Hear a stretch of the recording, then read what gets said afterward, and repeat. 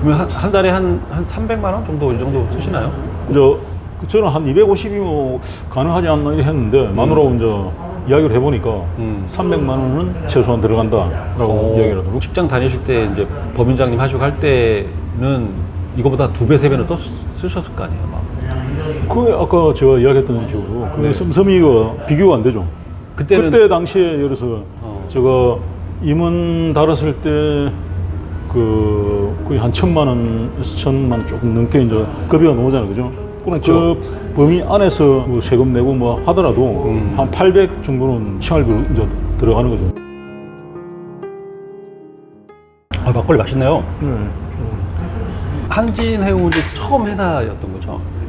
처음부터 끝까지 한 직장만 다니신 거예요? 예, 그다음에 이제 은퇴하고 그 오랜드 스타라는 물류 회사에 제가 이제 그때 그 프로젝트 건이 하나 있어가지고 그 조인트 벤처 설립할 일이 있어가지고 그쪽에 이제 프로젝트 팀에 이제 합류를 했죠. 그러니까 1년 2개월 하다가 그 외국적 순사가 이제 자금 사정 때문에 그 한진해운만 어려운 게 온 순사들이 다 힘든 시기였거든요. 더 이상 그걸 추진하기에는 힘든 상황이 돼가지고 중간에 이제 무상이 돼버렸죠.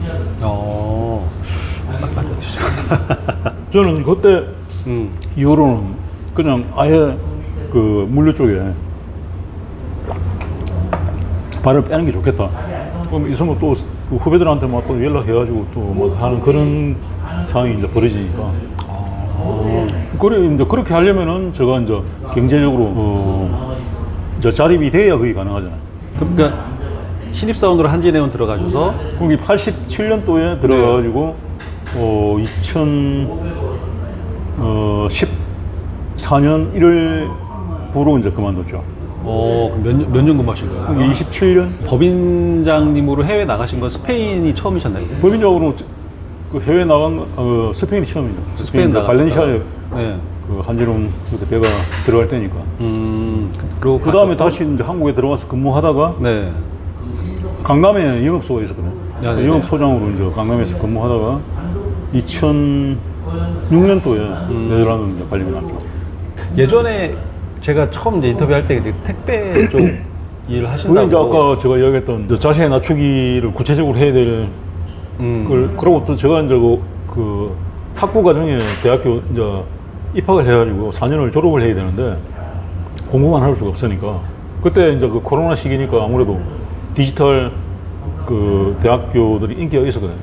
그것도 제가 이제 원하는 그 동양 철학 쪽은 원광대 말고는 다른 데는 특별히 뭐 응시할 만한 데 별로 없더라고요. 이제 보통은 뭐 대기업에서 임원도 하시고 뭐 법인장님도 하시고 이러면은 뭐 돈도 많이 모아놓고 뭐 이래서 이제 그 나와서 택배 일 하시고 동양 철학 공부하고 하는 게 그렇게 안 하셔도 되지 않았나라는 생각이 들어서. 우리 처음에 사원으로 갔다가 대리, 그 다음에 가장, 옛날에는 가장 대우도 있고 그랬잖아요. 차장. 임원도 막 그 이사 보호도 있었고 뭐. 이런 식으로 뭐 천천히 올라가다 보면은 네. 물론 진급할 때마다 이제 임금 격차는 분명히 생기죠. 그러면 임금 격차만큼 한 석 달 지나고 나면 그게 이제 정이 돼버려요. 사원에서 대리되면은 처음에는 막 돈을 조금 많이 받는 것 같다는 느낌이 들다가도 한 석 달 지나고 나면 그 돈 없으면 이제 생활이 안 될 정도로 이제 돼버리죠. 그럼 또 대리에서 가장 올라오면 또 가장 월급이 대리보다 많지만은 또 시간이 지나고 나면 또 이게 씀씀이가 그게 맞춰가지고 계속 증가해버리는 거예요. 소비 습관이. 그건 당연하죠. 그 다음에 차도 대리 때 자기가 몰던 차하고 부장 달았을 때 몰던 차하고 분명히 달라지거든요. 차 수준이 벌써 달라져 버린다고. 그럼 나중에 이제 임원되고 하면 씀씀이가 뭐 되게 커져버리죠. 근데 퇴직했을 때 그 씀씀이를 유지하기가 쉽겠습니까? 그러면 임원 하셨을 때 그때 한 달 생활비 씀씀이 제일 많을 때가 한 어느 정도였어요? 그때? 저는 이제 집에 부친, 모친 계속 생활비를 대주는 그 전행적인 베이비붐 1세대거든요. 왜냐면 그때 당시에 부모 부양을 하셔야 돼요. 부모들은 네. 국민연금이라는 이런 개념이 지금이야 뭐 이제 어느 정도는 정착됐지만 그때 당시만 해도 87년, 8년, 9년, 뭐 2000년대 초까지도 그러고 뭐 지금 모친 살아 계신데 지금도 제가 이제 생활비를 보내드리거든요. 생활비 정도는 보내줘야 모친이 이제 좀 그 나름대로 손자들한테 용돈도 좀 주고 할 수 있는 여유가 생기는 거죠. 안 그러면은 되게 그 힘들다고. 물론 저 세대들은 그럴 필요는 없겠죠. 알아서 이제 살 수가 있으니까. 베이비 부모 1세대들이 대부분 특징이죠. 베이비 부모 2세대까지 아마 그런 영향을 미칠 거예요. 그러면 그때 최고 많이 쓸 때 그 뭐 부모님 용돈 드리시고 할 때 그때 뭐 한 제가 이제 부모님 용돈 그때 한 50만 원 정도 큰 돈을 를 주셨네. 그때 계속 드리고 지금은 저 이제 퇴직하고 네. 모친 혼자 계시니까 30만 원 정도 달달이니까 보내고 그다음에 이제 겨울에 뭐 날씨가 추워가지고 보일러를 뗀다든지 그러면 또 한 20만 원 더 보태가지고 살짝 또 마누라 모르게 보내줄 때도 있고 그리고 또 부모님 생일 때 아니면 또 뭐 뒤에 뭐 행사 있을 때 그 좀 보태드리고 그런 거죠. 그게 대체로 그 베이비 부모 1세들이 그렇게 지금 하고 살고 있어요. 그 대신에 이제 자식들한테는 니는 내한테 돈 안 줘도 된다. 그 세대를 끊어주는 거죠. 베이비 부모 세대. 그렇게 설명을 하신 거예요? 자녀분한테? 그렇죠. 그 대신에 이제 큰애가 장가 갈 때, 그 작은애도 이제 독립하고 할 때 큰 돈을 이제 안 보태준다는 조건 하에 이제 그렇게 이야기하는 거죠. 저는 뭐 그런 지원 없이 이제 그렇게 독립을 한 거니까. 물론 이제 장가 갈 때 뭐 한 조금 약간 보태주는 건 있어도 지금 우리가 말하는 거 강남에서 막 집을 한 채 사는데 한 반 가까이 보탠다든지 3분의 1 가까이 보태고 그러지는 못하죠. 서울 집값이 비싸니까. 그렇죠. 그러면 직장 다닐 때보다야 지금 생활비가 이제 많이 거의 이제 강건 전략 모드로 돌아서기 위해서 제가 차를 운행 안 하고 왜냐면 차를 뭐 아파트에 세워놓고 한 달에 한두 번 그 쓰기 위해서 그 세워놓는 거는 일종의 이제 낭비라고 저는 봤으니까. 이거 뭐 대중교통이 잘 돼 있고 막힘 없이 잘, 그리고 심지어 모친 지방에 계실 때 뭐 고속버스 타고 가도 뭐 아주 편하게 가죠. 제가 운전 안 하고 그냥 바로 타고 갈 수 있으니까. 그런 걸 이제 최대한 이용을 해야 되는데 처음에는 이제 불편하죠. 그냥 내가 가고 싶을 때 바로 출발하고 이래야 되는데 그런 시스템에 살다가 갑자기 남부터미널에 가가지고 버스 타고 가는 그게 처음에는 어색하고 좀 이상하죠. 지금은 그러면 그 아내분하고 두 분이 사실 상황이고 이 아파트 여기서 살고 애들 밑에 돈 들어갈 거는 뭐 없으니까. 그러면 한 달에 한 300만 원 정도 이 정도 쓰시나요? 저는 한 250이면 가능하지 않나 이렇게 했는데 마누라하고 이제 이야기를 해보니까 300만 원은 최소한 들어간다라고 이야기를 하더라고요. 만약에 이제 차를 가지고 있다든지 아니면 골프를 친다든지 아니면 여행을 좀 비싼 여행을 다닌다 하면은 300만 원 가지고는 안 되죠. 한 400 이상 있어야 되겠죠. 근데 저는 뭐 300 안에서 이제 그 생활하는 시스템으로 이제 바꿨으니까. 그럼 300만 원 안에 이제 그 건강보험료도 내시는 거고. 네, 기본하고 뭐 다 하는 거죠. 그러니까 아파트 관리비, 뭐 전화, 통신비, 뭐 당연하죠. 다 포함해서. 거기 다 포함된 거죠. 부부 합산해서 네. 300요? 서울에서? 300. 그 대신에 이제 집을 소유하고 있으니까 집 밑에 들어갈 돈이 거의 없잖아요. 서울에서는 집을 갖고 있는 게 되게 중요한 거잖아요. 집을 갖고 있는데 대출을 끼고 있다든지 그래 하면 300 가지고는 안 되고.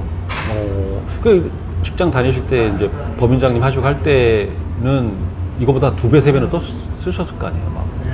그 아까 제가 이야기했던 식으로 그 섬섬이가 비교가 안 되죠.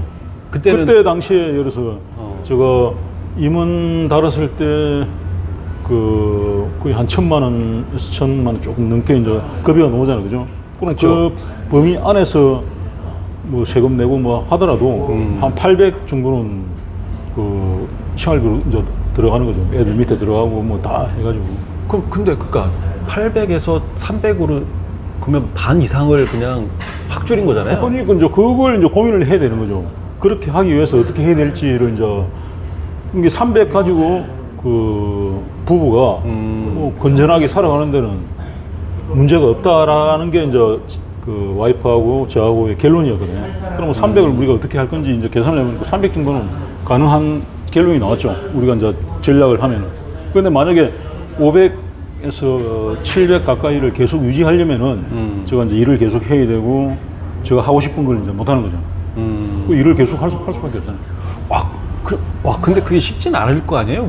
그게 쉽지 않기 때문에 제가 이제 그 택배 일을 하게 된 이유 중에 하나가 이제 그거죠. 그게 제가 이제 국민연금 나오기 전까지니까 그 텀이 있잖아요, 그죠? 그럼 그 국민연금 나오기 전까지 그 텀을 한 170 정도, 150 정도 갭이 생기더라고요. 제가 보니까 국민연금 나올 때 하고 안 나오기 전하고의 그 갭이 저는 계산해가지고 한 150 정도 갭이 생겼는데 그걸 어떻게 커버해야 될지를 이제 고민하다가 제가 이제 그 학부 과정도 다니고 싶고 동양 철학 공부를 하려고 하니까 처음에는 편입을 해가지고 졸업을 하려고 했는데 지도 교수가 기초가 안 돼 있기 때문에 차라리 시간이 좀 더 걸리더라도 학부 과정 시간이 좋습니다. 길게 보면은 그렇게 이야기를 하길래 저도 그 말이 뭐 충분히 와닿죠. 그래서 제가 이제 고민 끝에 학부 과정으로 결정을 했죠. 4년 학부 과정. 한 번 더 이제 대학교 다닌다는 게 쉽지가 않잖아요. 그러니까요. 그 대신에 이제 제가 그 주갱 야독 모드로 돌려야 된다는 건 항상 가지고 있었으니까 공부만 하고 뭐 일을 안 한다든지 일만 하고 공부를 안 한다든지 이런 거는 이제 제가 어릴 때부터 그 어른들한테 이야기 들었던 항상 일할 때 일하고 공부할 때 공부하고 이를 같이 겸해야 된다는 거는 우리나라 어릴 때부터 그 집에서 우리가 어른들한테 들었던 이야기잖아요. 그렇게 해서 한 달에 한 어느 정도 받죠? 처음에 80만 원에서 90만 원 정도 예상을 하고 처음엔? 들어갔는데 그런데 나중에 좀 지나니까 100만 원 넘어가고 150만 원 나중에 170만 원 정도 평균 되더라고요. 그러면 제가 이제 국민연금 나오는 그 시기까지는 또 그 택배 일을 하면은 나중에 그 실업급여가 가능하기 때문에 그것까지 텀을 계산해가지고 그 국민연금 나오는 걸 감안을 할 수가 있거든요. 그 택배 일을 몇 년 하신 거죠, 그러면? 총? 저 6년 했죠. 6년. 그럼 지금은 안 하시는 거고? 지금은 이제 재작년에 제가 이제 택배 하산을 했죠. 그럼 뭐, 저도 이제 6년 하니까 이제 했던 공부 이제 좀 심화도 좀 시키고 싶고 또 제가 그 나이가 이제 60 중반 다 돼 가니까 더 나이가 들기 전에 좀 내가 평소에 꿈꿨던 걸 좀 해야 되겠다는 그런 생각이 들더라고요. 70 이후에 하는 거하고 또 70 전에 하는 거하고 또 차이가 그렇죠. 있다는 느낌이 들어가지고 그러면 어떻게 보면 저한테는 이제 지금 60대 중반에서 70대 초반까지가 이제 황금 시대죠. 황금 시기죠. 그걸 6년 하면서 규칙적인 생활이 가능했고, 그 다음에 이제 공부를 계속 할 수 있는 또 그 시간을 제가 확보를 했고, 그 다음에 대신 또 몸이 되게 좋아진 것 같아요. 제가 원래 체중이었고, 가체중 때문에 되게 고민을 많이 했었거든요. 특히 은퇴하고 나면 가체중을 고민하는 사람들이 되게 많아요. 이게 이 규칙적인 생활 습관이 깨져서 안 되니까 깨지니까. 그리고 또 막 사람들이 그 먹는 음식에 둔감해지는 또 상황도 벌어지고 해가지고 그때가 가장 위험한 시기인 것 같아요. 이 사람이 갑자기 체중이 불어나면은 면역력이 급격하게 떨어지거든요. 그렇게 되면 이제 노년에 찾아오는 질병에 걸릴 확률이 되게 많아지죠. 근데 제가 이제 그거 하면서 근력도 괜찮아졌고 하루에 평균 한 17,000보를 걸었거든요. 그 하면서. 와, 17,000보요? 그렇게 막 심한 움직이는 게 아니고 그냥 걷는 시간이 그렇게 되더라고요. 그게 오후 4시부터 예를 들어서 저녁 11시까지 만약에 내가 일을 한다. 그러면 한 7시간 일을 한 거잖아요. 그죠? 보통 7시간을 뭐 6시간에서 7시간 정도 하거든요. 물량이 적을 때는 뭐 한 5시간 정도 끝날 때도 있고. 그래서 그러면 보통 한 15,000보에서 17,000보. 최소한 15,000보 이상은 그렇게 되는 거죠. 그걸 이제 거의 우리가 호흡하듯이 6년을 규칙적으로 하니까 이 몸이 이제 가체중이 줄어들 근력 운동을 따로 안 하면 안 되거든요. 그렇죠. 그 지금은 이제 한 8,000보에서 9,000보 정도 걷고 있고. 근데 이제 그만두신 게 국민연금을 수령하면서 이 수입이 그렇죠. 이제 생겨서 이제 그만하신 거죠? 제가 아까 이야기했던 최소한 300만 원 있어야 되겠다는 그 판단이 들었기 때문에 네. 그렇게 한 거죠. 근데 국민연금 300만 원이 안 되시지 않나요? 보통 한 27년 근무하면 한 200 정도 나오죠? 제가 지금 한 200 정도 되니까. 네. 그 다음에 다른 기타 부수익이 조금 있거든요.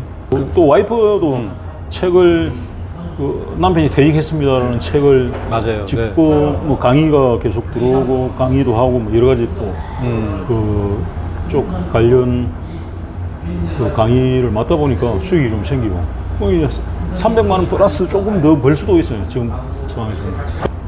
한 달 생활비는 정해져 있고, 근데 고정적인 수입이 뭐 국민연금하고 이제 기타 100만 원 정도인데 이게 왔다 갔다 하시긴 할 건데. 예. 제가 이제 직장 다닐 때 들었던 개인연금이 또 따로 있거든요. 아, 개인연금. 제가 그 투자해가지고 모으는 수익이 좀 따로 있고. 아, 투자하신 거. 그렇게 하기 위해서 제가 이제 아까 이야기했던 식으로 자동차를 그 지금 운행을 안 하는 지가 지금 한 10년 됐고, 뭐 골프도 퇴직하고 나서 골프를 퇴직하고 몇 년 동안은 골프를 계속 쳤죠.